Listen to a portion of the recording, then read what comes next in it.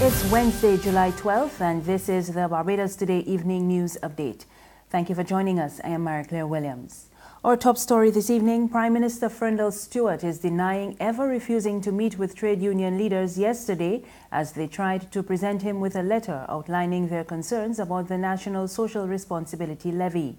In a statement issued by the Barbados Government Information Service this evening, Stuart said he was expecting one person to deliver the letter to him at Parliament, but when told that all the leaders wanted to be present, he agreed and waited for them to be shown to his office. He assumed that this message was delivered to them. I waited upstairs in my office at Parliament for upwards of 1/2 of an hour for the persons who were to deliver the letter. When I inquired about the delay, I was told that the trade unionists were meeting with the leader of the opposition and that they would come to me afterwards. Subsequent to that, I got a follow-up message that the union leaders would leave the letter downstairs at Parliament because their police permission had imposed timelines which they did not want to breach. So it is not true to say that I refused to meet with the union leaders. Yesterday, President of the National Union of Public Workers, Akani McDowell, reported that Stuart had refused to meet with him and 3 other trade union leaders, advising them through a police officer that he was prepared to meet with just one. The NUPW president also said that having decided to move on, the 4 met with opposition leader Mia Motley and were on their way out when the officer returned to advise that the Prime Minister was prepared to meet them all. However, Prime Minister Stuart explained today that when he was made aware of the matter by the officer from the special branch, he readily agreed to receive the letter and was prepared to make himself available to the person who was going to hand it over. The Prime Minister also assured that he had received and read the union's letter and reiterated his respect for the trade union movement. Meanwhile, as day 1 of the 2-day ultimatum issued by the island's trade unions for the government to roll back its austerity measures draws to an end, there is strong support for the union's position. On Tuesday, the Barbados Workers Union, the National Union of Public Workers, the Barbados Secondary Teachers Union, and the Barbados Union of Teachers staged a march for relief, warning that if government fails to respond to its demands, there could be a national shutdown. Today, the General Secretary of the Unity Workers Union, Caswell Franklin, told Barbados Today that 48 hours is way too long. 40 hours too much. This government, they should have been saying the government, let me tell you for the longest time. You have been destroying this place. You are hurting our workers. We are not working with you anymore. And bring the government, get them out of the office, because that is the only way this country can improve, because this government has shown that they don't know what to do. At the same time, political scientist Peter Wickham is not expecting any response from Prime Minister Stuart, and he suggests that the unions will be forced to step up their action. I am not convinced it will make a difference, because I continue to maintain that the leadership of this country is not motivated by the same concerns that previous leaders would have been motivated by. So I suspect that this has not had any impact on him whatsoever. And the union will need to go to the next step, because I don't think that until Barbados comes to a complete and total standstill will the Prime Minister realize that there is a problem.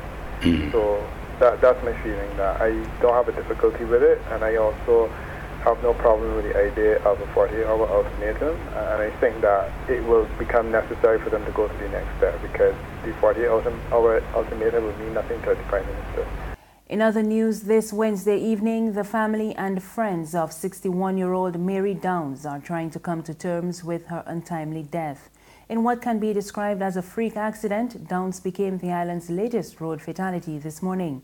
Barbados Today's Anmar Goodrich-Boyce reports.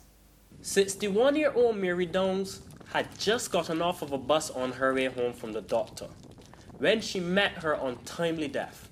Police spokesman Roland Cobbler says 2 trucks collided along the highway and Downs was struck. She died instantly.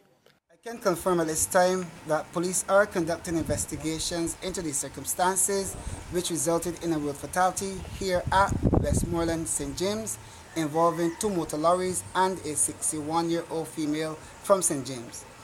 Our preliminary investigations revealed that something around 11 a.m. Wednesday the 12th of July 2017, 2 motor lorries were traveling along this section of the road when the lorries became involved in a collision. As a result of that collision, one of the lorries struck the pedestrian who was standing at the side of the road, resulting in her death. Our investigations are continuing. When Barbados Today arrived on the scene, family members, friends and neighbors were gathered under the midday sun, too distraught to speak to the media.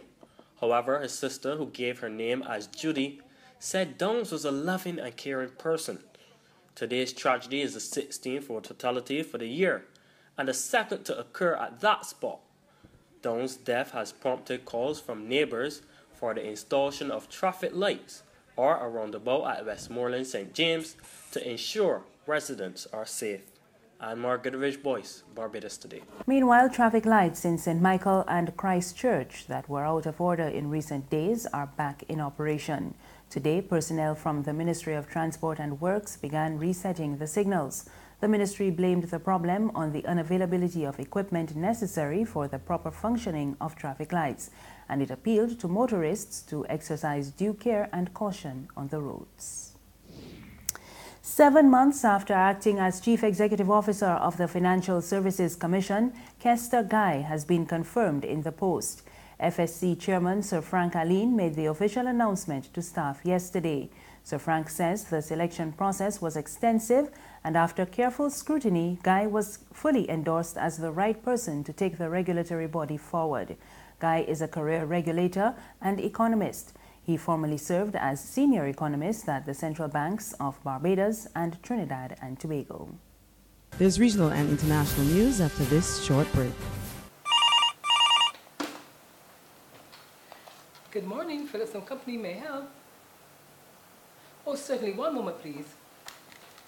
Miss Phillips? Yeah? There's a lady on the line from the Nation newspaper who would like to speak with you. The Nation? Will she go on? Well, they're trying to sell us some ads. Look, don't make me laugh this morning. Ads in the Nation? They're real expensive, and for 1 year, nobody ain't buying them papers no more. Nobody ain't want to steal news. I hear reading Barbados Today online for free.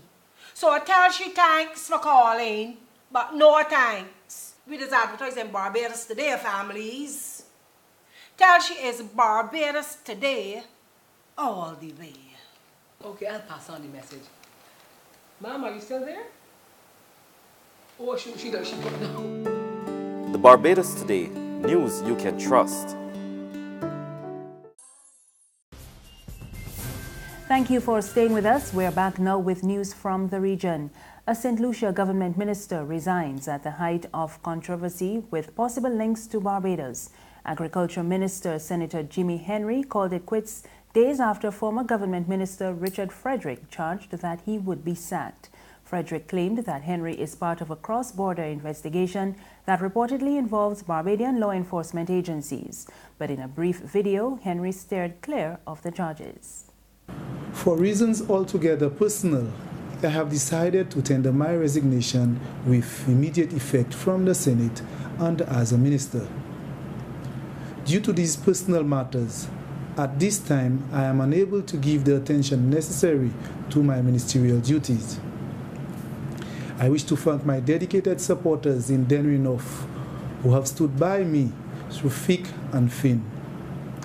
I will continue to maintain a keen interest in the development of my community, and I assure all of you of my confidence in the advancement of our community under the current administration. To my cabinet colleagues, I say thank you for your guidance and support received over the past year. When Barbados Today questioned local police about whether they are investigating the St. Lucian government minister, Public Relations Officer Inspector Roland Cobbler said he was unaware of the matter but promised to look into it. And further afield, former Brazilian President Luiz Inácio Lula da Silva has been convicted of corruption charges and sentenced to 9.5 years in prison. We get more in this report. The conclusion of the 2-month-long trial saw the former leader, who was president for 8 years and was rumoured to be planning a bid for next year's elections, reject claims he received an apartment as a bribe in a corruption scandal linked to state oil company Petrobras. Lula, who says the charges against him are politically motivated, was told he could remain free while his lawyers prepare an appeal. And that's the news this evening, but for the very latest, you can visit our website at www.barbadostoday.bb. Also, subscribe to our e-paper, email updates, and like us on Facebook. You can find us on Izumi Media in bus terminals or Screenplay at supermarkets and gas stations near you. We are also on Mix 96.9 FM. I am Mary Claire Williams. Good evening.